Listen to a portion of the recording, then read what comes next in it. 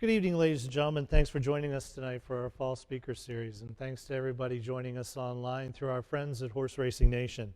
Tonight we have a special treat for you. In the fall speaker series, we bring in a featured speaker every year. 2 years ago we had Tom Durkin, and last year we had Hall of Fame jockey Pat Day. This year we've got a larger-than-life personality, not only in the racing industry, but in life. His business success and philanthropy are well known, not only in his beloved Houston, but across the United States. Jim Mattress Mack McIngvale is a Texas-grown phenomenon who knows how to save you money today. In 1981, Mack and his wife, Linda, started Gallery Furniture with $5,000 in a dream. Mack began television advertising with his motto, early to bed, early to rise, work like hell, and advertise. He quickly became a household name, and he has 3 locations of Gallery Furniture, which has been tops in the nation for many years, selling the most furniture and mattresses per square foot. Over the years, Mack has received countless awards, most notably the Volunteer Service Award called Points of Light, awarded personally by former President George H.W. Bush. Mack's strong work ethic is matched only by his philanthropy, and he believes, quote, we all have the responsibility for the well-being of our community. Past charitable contributions include providing shelter for hundreds of displaced people affected by Hurricane Harvey, hosted countless relief efforts following the disaster, as well as supplying Houstonians with cleaning materials, clothing, food, and water. He hosts an annual Christmas giveaway, furnishing hundreds of homes for over 30 years. McIngvale has also donated $4+ million to the Houston Livestock Show and Rodeo. He has a passion for supporting health innovations, including sponsoring the nation's first mobile stroke unit with the University of Texas Health Science Center in partnership with Memorial Hermann Texas Heart Institute, Baylor College of Medicine, the Harvard Medical School, and co-founded the Peace of Mind Foundation for those affected by obsessive-compulsive disorder. Mack has donated millions of dollars of furniture to teacher lounges in the Houston area schools, Salvation Army, Habitat for Humanity, the United Way, hurricane victims, and many more. He helped to raise over $12 million for the Bush-Clinton Fund to aid those affected by the tsunami in Southeast Asia and Hurricanes Katrina and Rita. Mack and Gallery Furniture fed 25,000 plus people celebrating Thanksgiving and Easter for countless years. Despite these efforts, Mack believes that being at Gallery Furniture every day, providing hope to the community, is the most important and significant community involvement. Mack is also very involved in our horse racing industry, having run his first horses in 2000.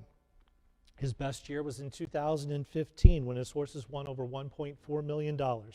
16 starts, 7 wins, a second and a third. He captured the Breeders' Cup Sprint at Keeneland in record time with a horse named Runhappy. Quote on Runhappy, this horse is special to a lot of people. He's the kind of horse who makes you want to get up in the morning instead of sleeping on one of my mattresses.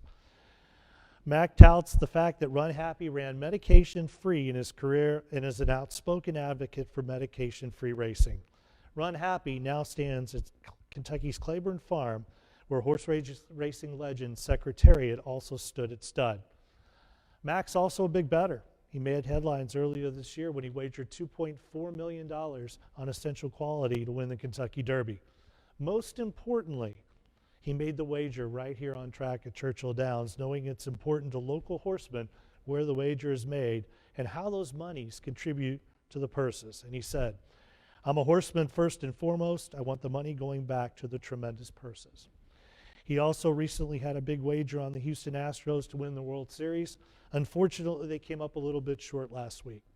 He leverages these wagers against purchases made in his store, promising a 100% refund on mattresses sold for $3,000 or more. In 2017, he refunded nearly $10 million worth of customer purchases when his beloved Houston Astros won the World Series.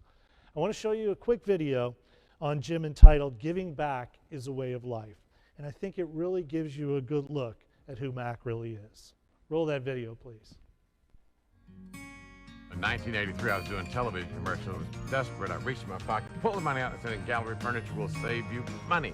Save you money! Save you money! Saves you money! Save you money! Money! Well, I needed a job, and I'd been a furniture store salesman in Dallas, and I knew there was a lot of opportunity in Houston in the early 80s, so I came to here, my wife and I did, with $5,000 and a dream. Zany ads we've always done, trying to break through the clutter and get people to notice us. Chuck Norris, real memorable. Everybody loves Chuck. Joe Piscopo, lots of baseball, football players, but the best co-star I ever had was President Bush doing the Bush Clinton tsunami ads, and we raised about $15 million here in Houston for the Bush Clinton tsunami funds.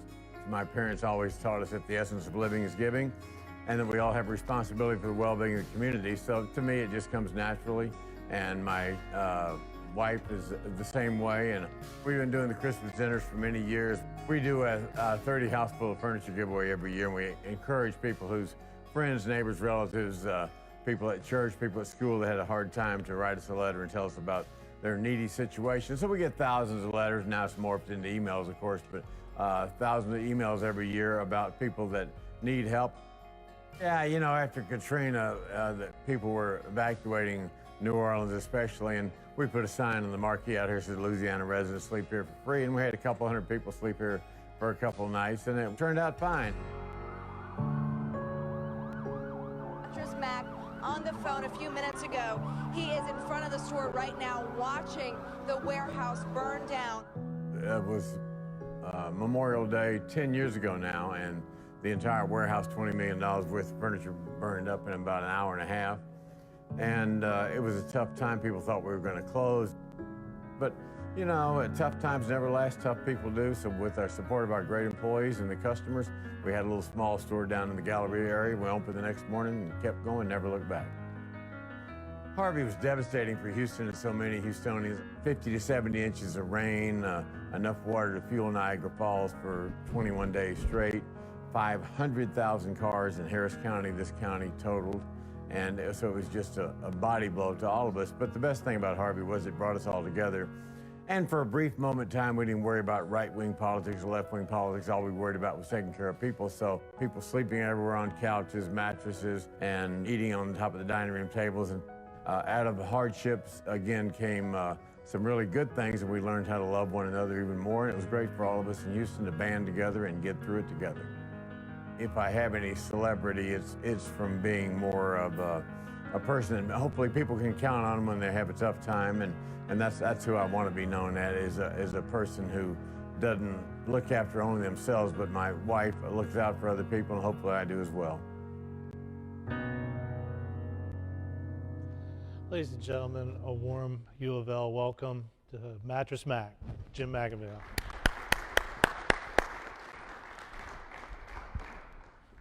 Thank you, Sean. Thanks for having me here today. I'm honored to be at U of L, a great place, and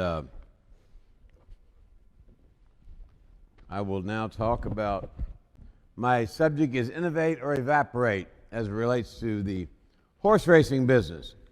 I was asked tonight to talk about how I became a marketing guy. Here's that story. I learned how to market, and I am a pretty good marketer in a bold and audacious manner from a guy in Louisville, Kentucky. I am in Louisville, Kentucky, right? Yep. That's how I learned how to market. His name was Muhammad Ali. I grew up right in the heyday of Muhammad Ali. I used to watch him all the time, and he told me that he had to break through the clutter to get people to notice him so he could fight Sonny Liston. And he watched Gorgeous George on wrestling, and he saw what Gorgeous George was doing. He said, I want to be like him. And so he did all these crazy things. And as you know, Muhammad Ali went on to become the most popular and the most famous person in the world. Muhammad Ali took on the entire might of the United States government. He risked all of his fame and all of his wealth for his principles. And when they arrested him in Houston for draft evasion. He put his hands up there and he said, "Take me to jail. I'm ready to go." He risked all of his fame and fortune and wealth for a principle, and he won. He beat the might of the United States government. He beat the whole world. He truly was the greatest of all time. He was the greatest of all time. He would say things because he was a marketer. He said, "I'm so fast, I can turn out the lights and get in bed before it gets dark." He said, "I'm so bad, I make medicine sick."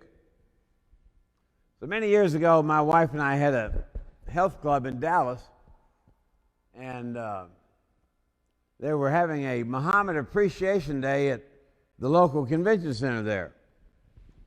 And the guest that night was Muhammad Ali. This was when he was on a 2-year suspension from boxing. He couldn't box, but he could do exhibitions. And so he was the prize attraction of that night. And we bought a booth down there to sell these health club memberships. And he was going to fight 3 or 4 of the local heavyweights that night in these exhibition matches. So that brought all the people in. So there was thousands of people in that room, and he fought these 2 or 3 local heavyweights. They were all trying to knock his head off, trying to make a name for themselves. He was just playing with them. He had a microphone up there. He kept talking like he talked all the time on the microphone. So he dispatched all those local heavyweights. And then he says, "Any of y'all out there in the audience want to fight me?" And I stuck my hand up because I'd done Golden Gloves boxing in high school. And he says, "Yeah, you're the Great White Hope. Come on up here." So I went up there and they're putting the gloves on me, and I'm going to fight Muhammad Ali. And he whispers something in my ear, and I said, "I can't do that." He said, "You got to do that." I said, "I can't do that." He said, "You got to do that." I said, "Okay." So we went out the first round. My wife Linda's in the crowd. The first round, and I'm wailing him. I just keep hitting him all everywhere, and he's buckling his knees and acting like he's fixing to fall over. And the crowd starts murmuring. They said, "Linda, you with him?" She said, "No, no, I'm not with him." Then the bell rings in the first round, and he walked back to the stool like he was fixing to pass out, and he flopped down on the stool. He acted like he was exhausted. Then the second round started, and I was still wailing on him. He got me in a clinch. He said, "When we come out of the clinch, hit me 1-2, and I'm going to do it." I said, "Okay." So we came out of the clinch, and I hit him 1-2 as hard as I could. And he fell over backwards, threw his legs over his head, and he started convulsing like he was dying. And I grabbed the microphone and I hollered, "I knocked the champ out, I knocked the champ out, I knocked the champ out." And all the crowd was furious. He jumped up there and grabbed the microphone and said, "Y'all leave him alone." I told him to do that. And that's Muhammad Ali. I had a pretty good teacher. I was asked to talk about entrepreneurial spirit that can help you when crisis or opportunities present themselves. Hurricane Katrina hit New Orleans. I knew that a lot of those Louisiana people were coming to Texas. So we have a big billboard out front. It's like an electronic billboard. I put Louisiana residents sleep here free. We had 200 people come in there. And they all said, "What are they going to do? What are they going to tear up your furniture?" I said, "I don't care if they tear up my furniture. We need to help these people." And that's what we did. And then Hurricane Harvey hit Houston with rain like you've never seen before. I did a Facebook Live on Sunday, Hurricane Harvey, and it had 4 million viewers. And we had planned for the hurricane very well. We had trucks there, we had food, we had everything we needed. But what I hadn't planned for is, in fact, none of our team members could get to the store to go rescue people because they were all flooded in. So I told people, if you got a driver's license, come out here and we'll pair you up. You can take these trucks. We have these great big Penske trucks, drive them out and rescue people. And so they took those trucks out. We had thousands of people calling in with addresses to come rescue them. And we rescued people on the overpasses, on the freeways. The cars were going the wrong way on the freeway. We rescued them in convenience stores where they were taking shelter from the rising water. We rescued them as they carried babies through the floodwater 6 feet over their head. And we brought them all in. Hundreds of people And we did that for 3 days because that was the right thing to do. When crisis calls, you got to stand up. Somebody has to lead. During the COVID pandemic, everything was closed. So we gave away face masks and non-perishable foods, and we sent out about 100,000 deliveries to senior citizens of non-perishable foods and toiletries and everything they needed when they were locked in during the COVID first month or so of the pandemic. That made us relative. We want to be part of the community. You see, we all have a responsibility for the well-being of the community, whether we're in the horse racing business or whatever business we're in. We're in the business of the taking care of our customers. Then the Rockets 94 and 95 championship, we were a team sponsor.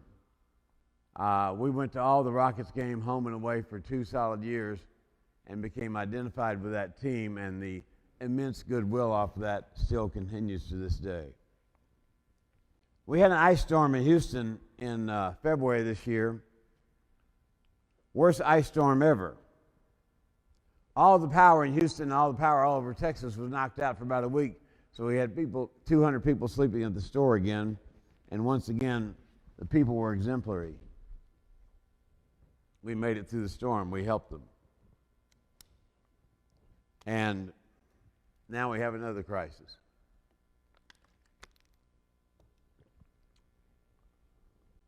I walked into work Saturday morning, and one of the sales guys said, "Did you hear what happened last night?" I said, "No, what happened?" He said, "There was a rap concert at the Astroworld last night. 8 people got killed. They got trampled." I had met Travis Scott at Game 6 of the World Series 2 days before, when my rally nuns were throwing out the first pitch in the World Series. And now this happened. And the entire community is in shock. One of our employees, his niece, was trampled to death. I have an adopted child who works at a high-end dress shop. One of her best customers was trampled to death. And the town's in shock. And so I asked my friend, Dr. Bruce Perry, who's one of the world's premier child psychiatrists and a specialist in trauma. He dealt with the David Koresh thing in Waco back in the mid-1990s. He was the head psychiatrist for all those people. He did Sandy Hook.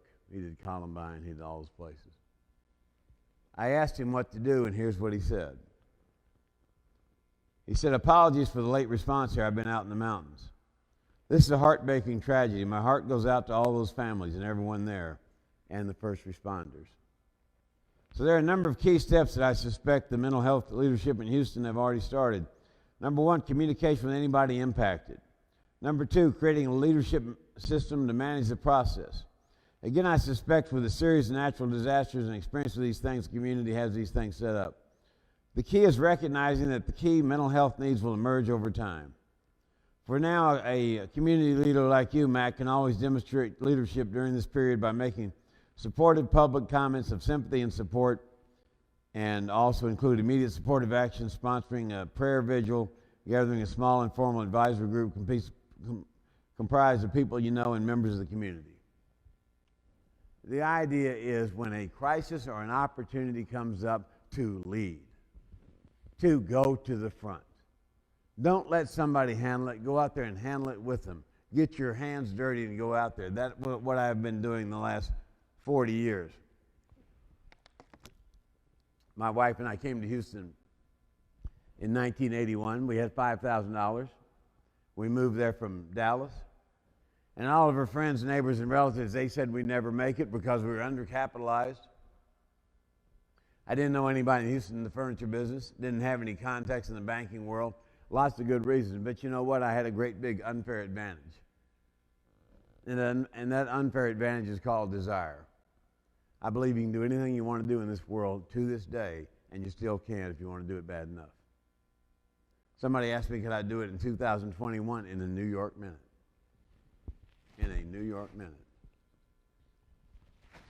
You got to be marketing, got to be entrepreneurial. I do a lot of sports promotions. I did a sports promotion with the Houston Astros this year. In June, the Astros have been to 4 straight American League Championship Series, so I figured they had a good chance to go back this year. So in June, I bet $250,000 at DraftKings on the Houston Astros at 16-1. I bet $100,000 at Score, which is another legal bookmaker, at 16-1. I bet $2 million at William Hill Caesars at 10-1, and I bet $1 million at the other one, MGM, at 10-1. So I bet $3.2 million on futures bet for the Houston Astros to win the World Series. If they won, I would collect $36 million plus the $3.2 million. And we did a promotion that said if the Astros win the World Series, you get your money back. We had sold about $20 million, about $18 million worth of furniture before the last week when the Astros made the World Series. The last week was the biggest week we'd ever had in store history. The biggest week ever before that was $6 million. That week, counting furniture, not just mattresses, we did $17 million. So the Astros didn't win, which was very disappointing because we wanted to give that money back to the customers. But the Astros made a hell of a statement. They made a hell of a try. This past year during the Kentucky Derby, I did a promotion that said the favorite wins the Kentucky Derby, as the favorite had won when the Kentucky Derby was run on the first Saturday in May, not the COVID year. The favorite had won 4 out of the last 6 times. You get your money back. We had a tremendous response, which means people still like horse racing. And I bet $2.4 million on Essential Quality. And unfortunately, he didn't win either. Looks like I'm on a losing streak here. So I was asked today to talk about marketing. Marketing is about doing something that resonates with the customers. Sports betting resonates with customers right now. Sports betting is going through a giant transition in the United States as it becomes legal in 19 to 20 states or whatever states they are. That is a threat to horse racing, obviously. It becomes illegal and it's also mainstream. Horse racing needs to find ways to turn this wave of excitement to it and make itself attractive and understandable to the audience of young people. The audience of sports gambling people like Bleacher Report, Barstool's, Action Network, etc., are young people. I went to Atlanta to the World Series games. I walked through the concourse in Atlanta, and every young male in there under 30 years old knew me. I said, "How do you know me?" They said, "Barstool Sports." How do you think we know you? They watch, they read, they consume that content. Horse racing needs to get into that. Just so you know, when I walked through the concourse at Minute Maid Park in Houston, the last baseball game I went to that didn't have my face covered, I spent 3 hours taking pictures of those people. I have established a brand, and the brand is reliable.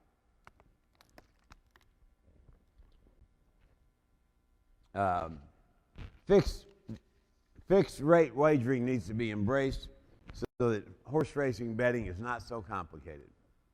I think there should be an odd and even bet, very simple. An odd and even, and then change the, you bet odd and even, maybe it's minus 110 each way, or plus 140 minus 170, like it is in baseball.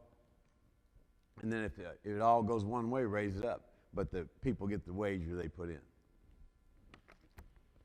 You got to make it simple. People love to gamble.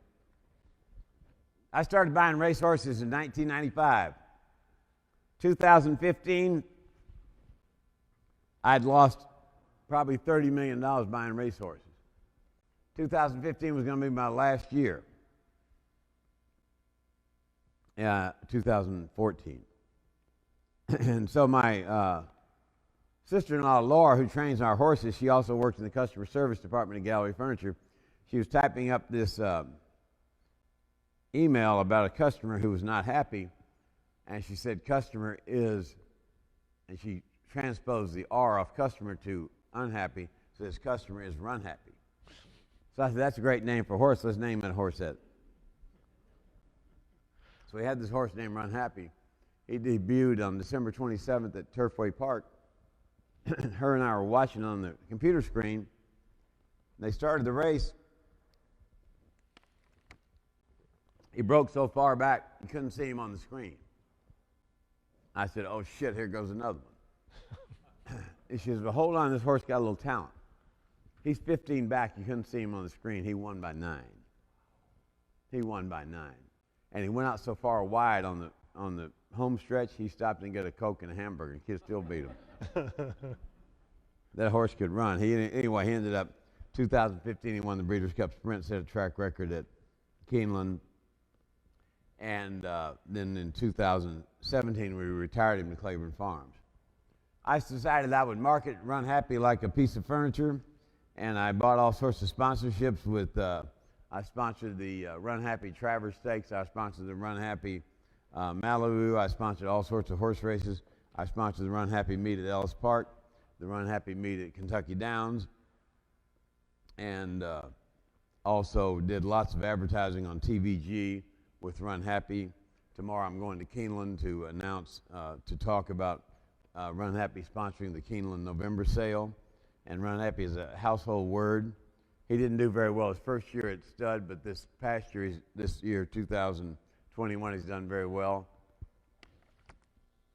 His horse, Following C, just finished third in the Breeders' Cup Sprint at Del Mar.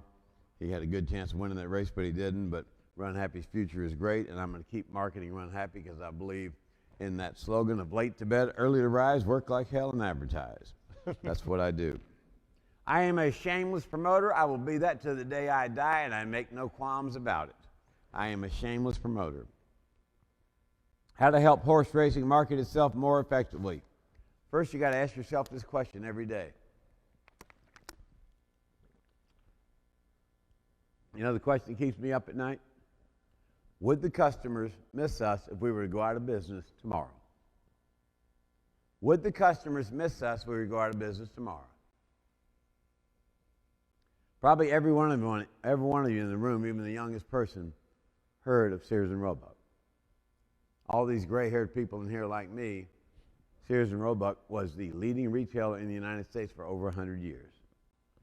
There's a huge Sears and Roebuck retail store that's been closed for 5 years in Houston. And guess what? Nobody misses Sears and Roebuck anymore. It's gone. That's what you got to ask yourself. How relative are we to these customers? And so what we did at Gallery Furniture, we thought about that question. Would the customers miss us if we were going out of business tomorrow? Because you know what? Amazon wants to put us out of business every day. You push the button, self-delivered to your house. And so I had this great big 100,000 square foot furniture store. I decided we needed to make it into a community center. So we started a child care center, a preschool for children 6 months to 5 years old for all of our team members and for the people in the apartments behind us, and it's free. So rather than pay $1,000 a month for child care, they put them in that child care center, the preschool that we have. And I also noticed that within the 6 mile radius of my store, the average income was $26,000 per family. So I listened to Mike Rowe talk about dirty jobs, and I started the trade school where you get free training in plumbing, electrical, construction skills, horticulture, auto mechanics, all these free trade schools. They go to my trade school. And I also started a high school for people aged 16 to 26 never finished high school. We cut the size of the store by 40%. Sales doubled. Would the customer miss you if you were to go out of business tomorrow? You got to ask yourself that every single day.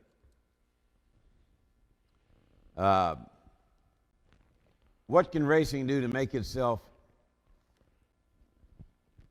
more effective in this days of tremendous scrutiny from groups like PETA and those type of people.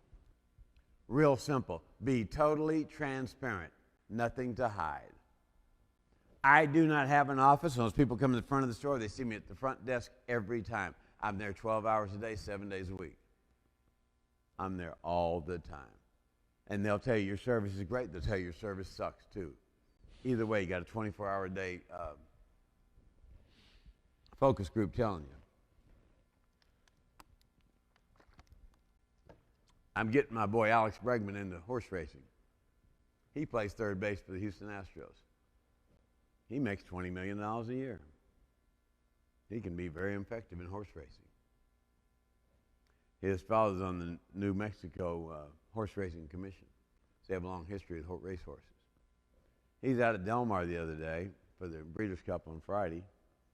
The best horse he liked the whole day was the last race.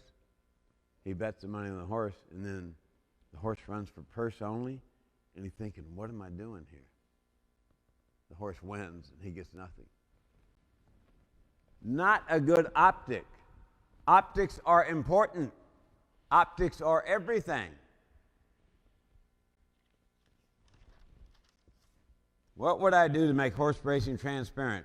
I would make it like the Hong Kong Jockey Club. And I would say this.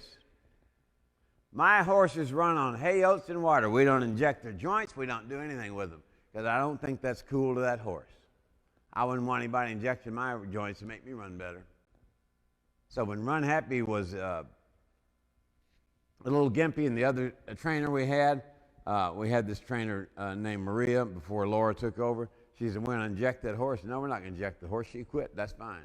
That's not who we are. We run on hay, oats, and water. And we win at about a 5 or 6% rate. Some of these other trainers win at 30% rate, and the best trainer at the Hong Kong Jockey Club wins at 18%. Really? I would make it totally transparent.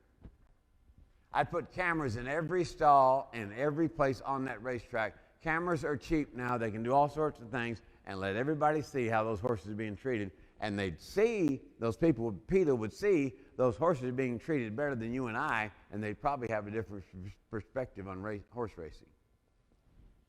Here would be my violation rules. First positive you get, 2 years suspension for the trainer and the owner. The owner knows what the trainer's doing. Why do they take all these horses and send them to these trainers? Come on. Number 2, second violation, lifetime suspension, trainer and owner. Done. You got to be transparent. You can't be like bicycle riding with Lance Armstrong. You got to be all out there. That, what do they call them? The horse racing judges? Stewards? That Stewart discussion of that race, the 11th race or whatever it was at Del Mar the other day, should have been broadcast on the simulcast. Everything they say should be right there in the open. And the stewards need to be good at what they do. In Major League Baseball, the only ones that got the umpire of the World Series were the ones graded every day that turned out to be the best 8 umpires in the league. Merit-based. Show them what you're doing.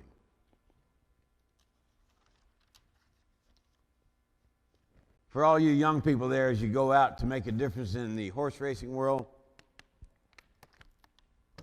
don't accept this answer. That's the way we've always done it. That answer sucks. Don't accept that answer. When I started in the furniture business, everybody had to wait 6 or 8 weeks to get furniture. I had 2 employees, myself and my wife.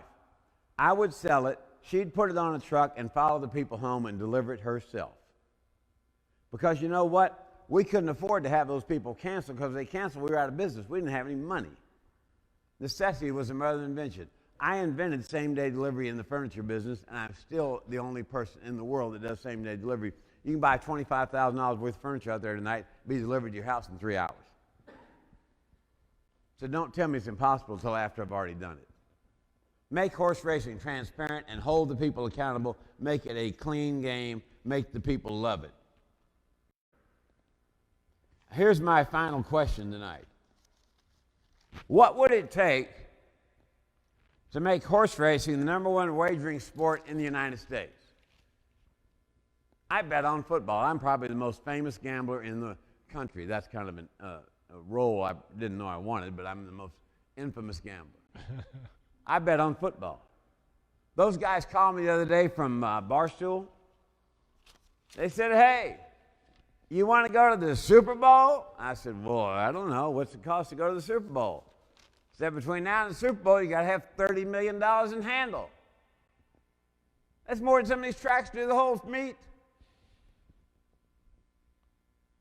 You see how much money those guys are betting? They're betting a lot of them betting $500,000 a game. Horse racing needs to be getting some of that money.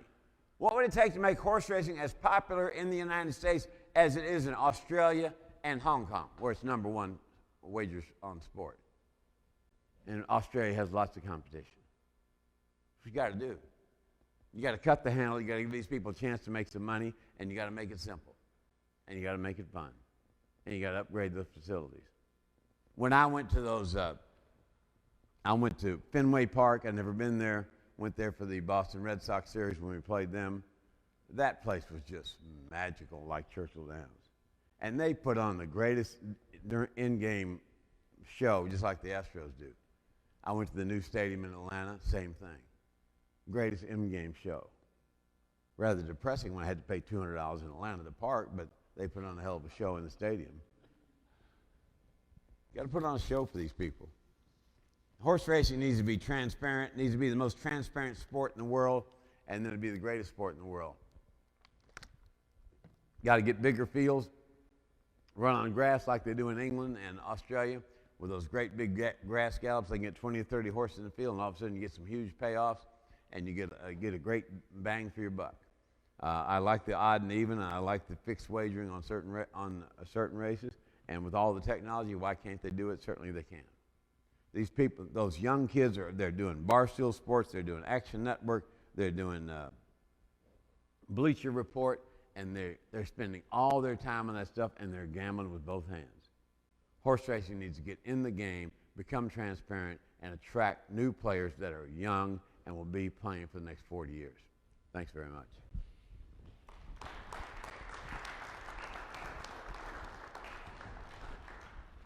I'm going to open it up for questions here in a minute for those of you here in attendance, and I think we're monitoring online as well. That was great, Jim. I wanted to follow up with you. How has the breeding industry received Runhappy? How has that gone over? Has there been any jealousy in the industry with some of the things that you've done? Because you've taken a different route than most people. No, I certainly haven't felt that. It's very well received the first year. Last year was slow because he hadn't performed, but he performed much better this year. So looking forward to a good breeding season in 2022. But the horse racing people have been great to me, very supportive. And, you know, they like somebody who's promoting the industry, bringing new people to the industry, and that's what I try to do. What's your favorite part of the industry? You have your hands in a lot of things. You're an owner, you're a breeder, you're a bettor. But my favorite part of the horse racing industry is very pastoral when you go to those barns. It's like going back in time 150 years. Those racehorses are wonderful animals, and I just like the pastoral part. You talked about innovating and adjusting to things as they come, and you mentioned it briefly, some of the changes that you've made at Gallery Furniture. What have you done as a result of the pandemic and everything that's happened over the last year and a half? Well, in the pandemic, nobody has any furniture, because most of the furniture comes from China and Vietnam, and there's 100,000 container ships, each with 20,000 containers circling the port of Los Angeles. That's the supply logistic chain. But unlike them, we buy made in America furniture. We buy it from the Amish in Indiana, the Amish in Ohio. So we haven't had supply chain disruption. So we're continuing to deliver furniture in 4 hours. Our competitors are taking 4 months to a year. So it's given us a tremendous competitive advantage. So there's always a silver lining in every cloud. And what kind of things have you put in place to take on the Amazons of the world? You mentioned some of it earlier. Just better customer service, focusing on those customers, listening to the customers, having the inventory in stock, and being out there. I have done in Houston over the past 40 years, I've done 8,000 speeches, and I'm the most recognized person in the whole town, and I'm there when there's a crisis. I'm there when there's something good. I'm involved, and that's what I want to be. We had a prayer vigil the other night on Sunday night for the horrible concert thing, and you know we're part of the community. We want to be part of the community. We want to be involved, and you got to be out there talking to these people and hearing their concerns. You mentioned running for office. Is that in the cards? No, because I'd win. Who knows? You know, what I want to do at the end of the day. At the end of the day, when we all die, which is going to happen, and we face our Creator, whoever we think the Creator will be, the Creator will not ask us how much money did you make. Instead, the Creator will ask us how much of a difference did you make. And that's what it's all about. It's about making a difference. We went to Game 6 of the World Series the other night, my daughters, and there's this guy named Jacob that came with us. He was a very bright kid, then he got in a horrible car accident and brain trauma. So Jacob was there at the game with us, sitting in that suite. And the difference between the Astros winning that game and the Astros losing that game, to me personally, was $11 million. And so, you know, I gamble a lot. I get over it quick. But my daughter and them were kind of depressed. They were driving back in the bus. They had a little bus taking all the people. So she said, Jacob, what's the favorite day of your life? He said, well, it was when I was in the Atlanta Paralympics, Special Olympics in 1996. And I was playing whatever game he was playing. And everybody was cheering for us. And for the first time in my life since the accident, I felt alive. All of a sudden, losing that baseball game wasn't a big deal. It's about helping those little people. And if you help those little people, good things will happen. I had another kid in there with us that dying of cancer. That's all he wanted to do was go to a baseball game.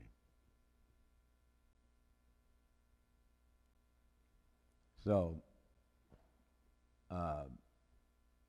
being part of the community, you know, being a big part of the community is very important because everything's local and communities need to band together.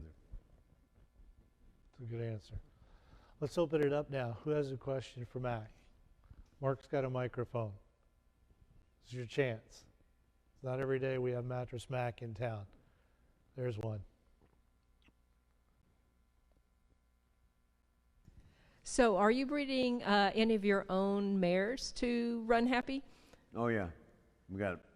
My sister-in-law runs the racing operation, pays the bills, tells me I have way too many, but I'm hoping to buy a bunch tomorrow, too.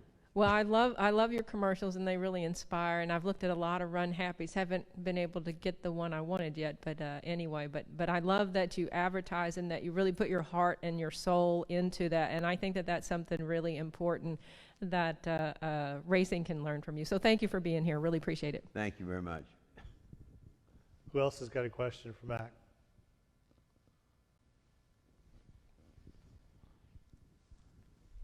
Yes, thank you. How do you feel about the Bob Baffert situation in the Derby? I think if they're going to pick on Bob Baffert, you ought to get everybody. I think everybody, the people that are doing it, it's got to go. But I think Bob may have had some mistakes, but let's treat everybody the same.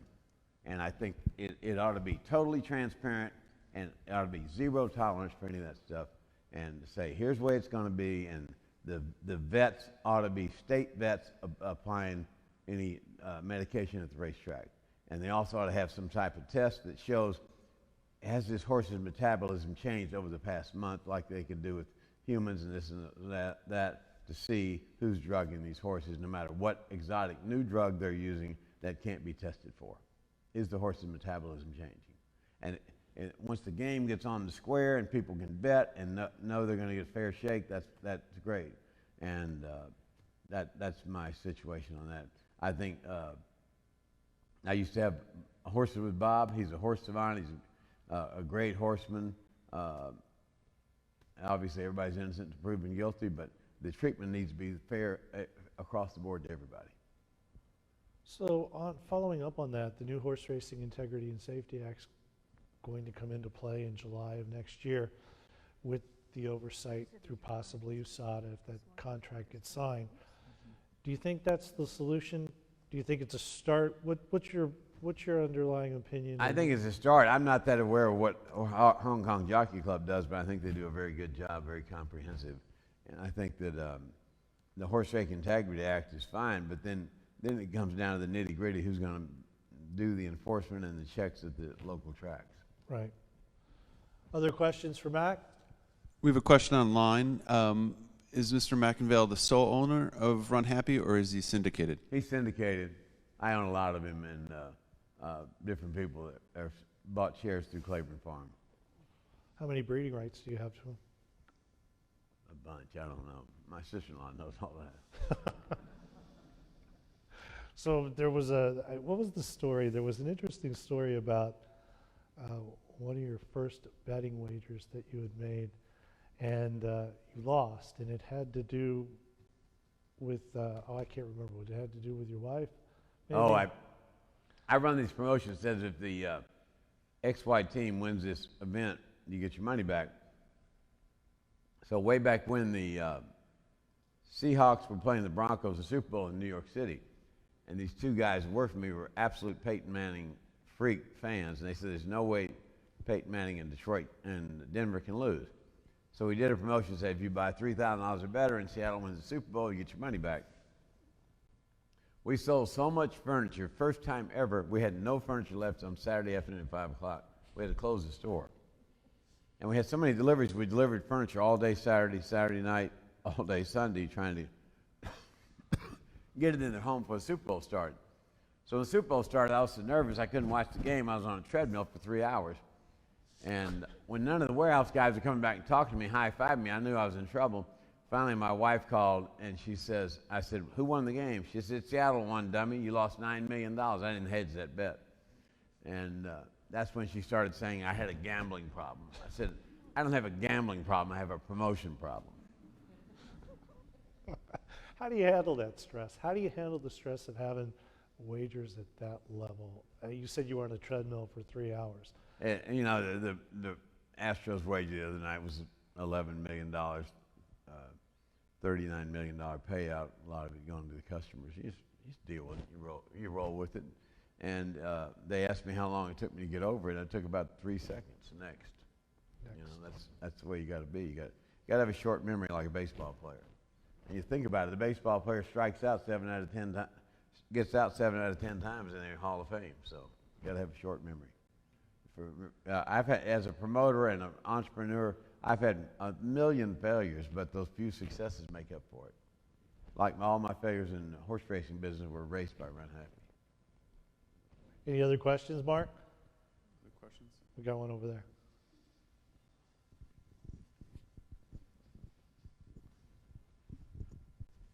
Okay, my name's Haley. I'm an equine business major, and I'm not sure about the rest of the people in the room, but eventually I want to own my own business. So would you give me any tips or tricks to owning my own business?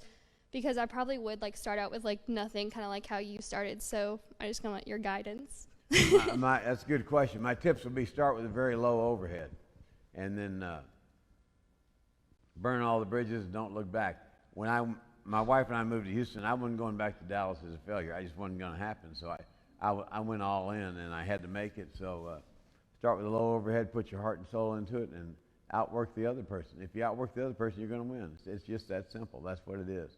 Free enterprise is about getting up early, staying late, and outworking the other person, and having some innovative ideas. So find a job you love to do, and you'll never have to work a day in your life.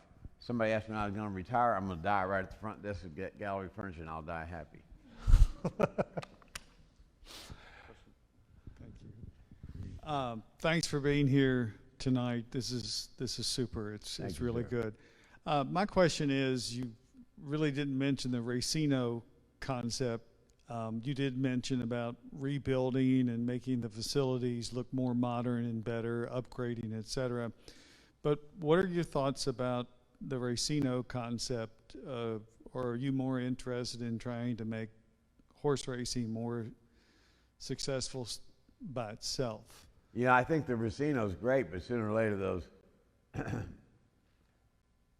the purse support that the horse racing is getting from the slots or whatever is going to dry up because the government will want that money. So I think horse racing has to be able to stand on its own and put out a great product people want to see. So once you do that, then they're going to come in droves. And again, it's about making it transparent. It's about making it honest. About making it fair, and then promoting the beauty of the game. Thank you. Other questions? I wanted to ask, how did you get started in horse racing?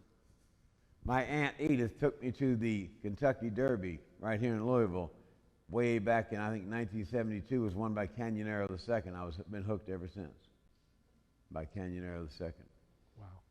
And once I started winning with Runhappy, it was worse than heroin. I couldn't get off it. A question online. What are your thoughts on thoroughbred aftercare? That's the first question. I think it's very important that we give money to thoroughbred aftercare and take care of these animals that gave their all for us. I think all of our efforts should make sure that these horses don't go to slaughter, that they end up with a good home and they get good care, and there are a lot of good places that do that, so I think that should be supported by the industry. And what was your reasoning about wagering on essential quality on the Derby through the windows at Churchill Downs as opposed to an online sports book? You know, I wanted to wage through the windows at Churchill Downs because my horses race in Kentucky. I wanted the money to go into Churchill Downs where the maximum return can go to the Kentucky horsemen, because the better the purses are, the better horse racing is in Kentucky. I could have taken that $2.4 million and wagered it in Las Vegas, and not a dime of it would have gone anywhere and wouldn't have affected the price. But I wasn't going to do that because I want to bet where the horses are running on the track, or wherever the horsemen get the maximum bang for their buck. And I think horse racing needs to figure that out, a way to structure the purses where you can't bet online, you can't bet in Barbados or wherever, Costa Rica, and you can't bet in Las Vegas, and it won't be part of the pool. Other questions? I have one. If you had a do-over, you don't seem like a guy that really likes to have do-overs on anything. You just put it in the review mirror and go on. If you had a do-over in horse racing, in your horse racing business, what would it be? If I had a do-over in the horse racing business,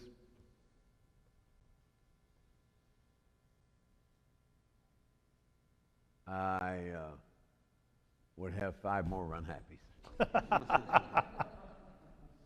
Other than that, I wouldn't change a thing. What about in your furniture business or in your Yeah, horse racing is great. Horse racing taught me resiliency.